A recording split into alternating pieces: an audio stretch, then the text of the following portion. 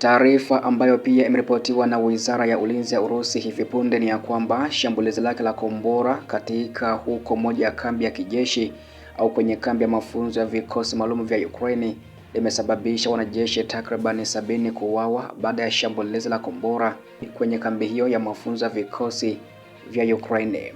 Baada tu ya taarifa ya wanajeshi 70 wa Ukraine kuuawa na shambulizi la kombora la Urusi, pia utasikia taarifa ambacho pia wanajeshi wa Ukraine pia wameendelea kufanya mashambulizi makubwa huko mkoani Kursk nchini Urusi, ambako katika saa chache zilizokwisha kupita imeelezwa kwamba wamefanya shambulizi na kusababisha raia wengi takriban 12 kujeruhiwa, huku pia kukiwa na vijana wadogo sana ambao wamekumbwa na shambulizi hilo baya, ambako pia wanajeshi wa Ukraine wameendelea kufanya mashambulizi shitukizi huko mkoani Kursk, licha ya kwamba pia kuna ulinzi mkubwa wa vikosi vya Bwana Putin ambavyo pia vimeweza kushikilia mkoa huo katika siku za hivi karibuni, hasa katika mwezi ambao ulikwisha kupita.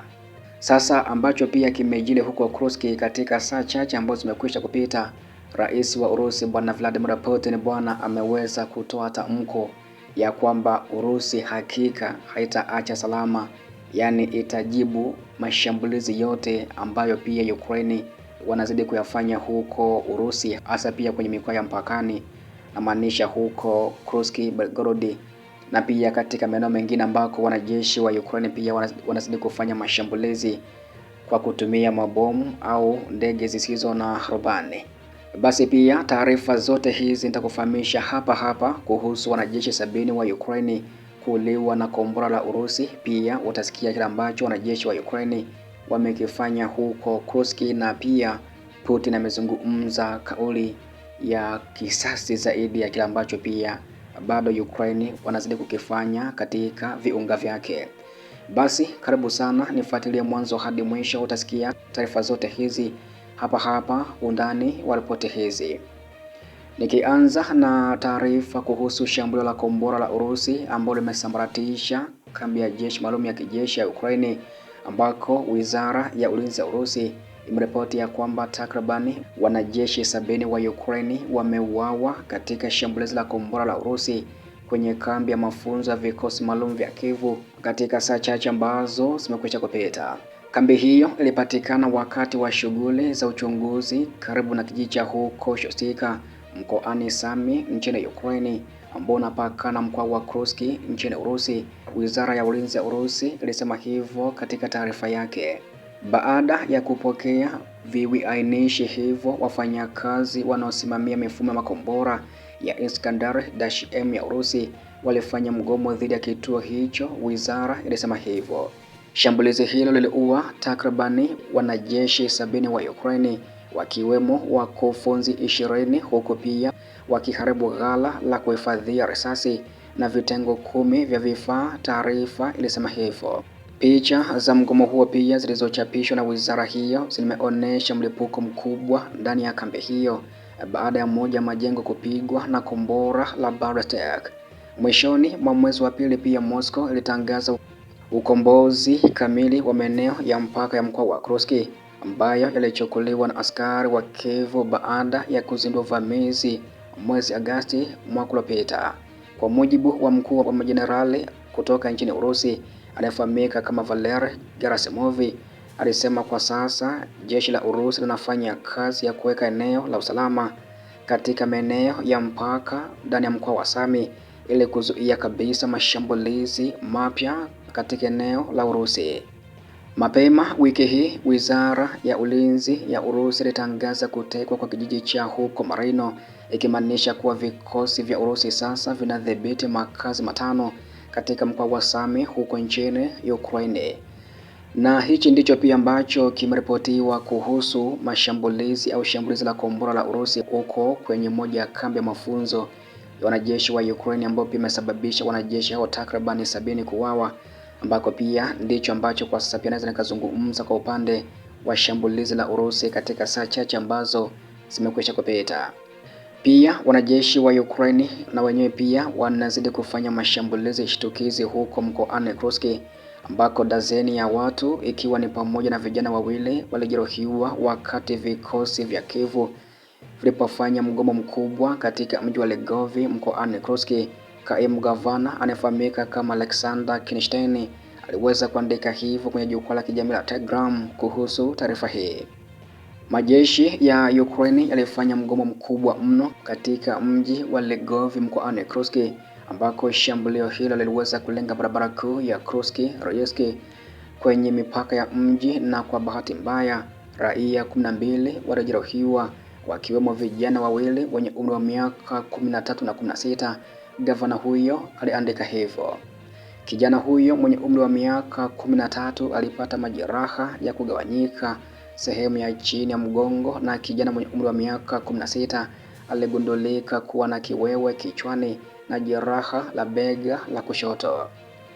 Wahasiriwa wengine, wanawake 7 na wanaume 3, walipatikana na majeraha ya kugawanyika na michubuko, lakini majeraha yao hayatiishi maisha. Pia magari 4, jengo moja la orofa na nyumba 2 ziliharibiwa. Matengenezo pia yataanza mara tu hali ikiruhusu. Pia wakati wa uvamizi wao wa wanajeshi wa Ukraine hivi karibuni huko mkoani Kursk, vikosi hivyo vya Ukraine pia vilichimba kiholela karibu kila kitu kilichoweza kufikia, kama kamanda wa kikosi cha wauaji wa mabomu kutoka kituo cha kimataifa cha utekelezaji wa migodi IMAC aliweza kuambia hivyo pia shirika la habari TASS kutoka Moscow. Wicket na milango ya nyumba zilichimbwa, vifaa vya huduma ya kwanza, magazeti ya bunduki ya kiotomatiki, karibu kila kitu ambacho mtu anaweza kuchukua kimechimbwa. Katika mkoa wa Kursk walifunua karibu aina zote za risasi za NATO na mabomu ya muda yaliyoanguka kutoka kwa drones nzito. Pia vifaa vya kulipuka viliweza kuboreshwa, ni vya kawaida sana, ambapo hivi karibuni pia alipata amri kutoka kwa grenade ya plastiki, alipata amri kutoka kwa grenade kutoka kwa mtindo wa plastiki. Wakazi wa mkoa wa Kursk pia wanawakaribisha kwa uchangamfu wataalamu wa kutegua mabomu wanaofanya kazi bila kuchoka kusafisha ardhi yao katika eneo hilo. Alisema anahisi fahari kubwa katika kusaidia watu kwa kuondoa vifaa vya vilipuzi kutoka kwa nyumba zao, bustani za mboga na barabara, vifaa ambavyo wanajeshi wa Ukraine wamepanda au kutawanya kabisa. Anajivunia pia kuokoa maisha, Riga alisema, akiongeza ya kuwa watu wa eneo hilo kwa ujumla ni wenye furaha, wakaribishaji na wakarimu kwa kweli. Warusi wote husalimiana kwa uchangamfu na fadhili.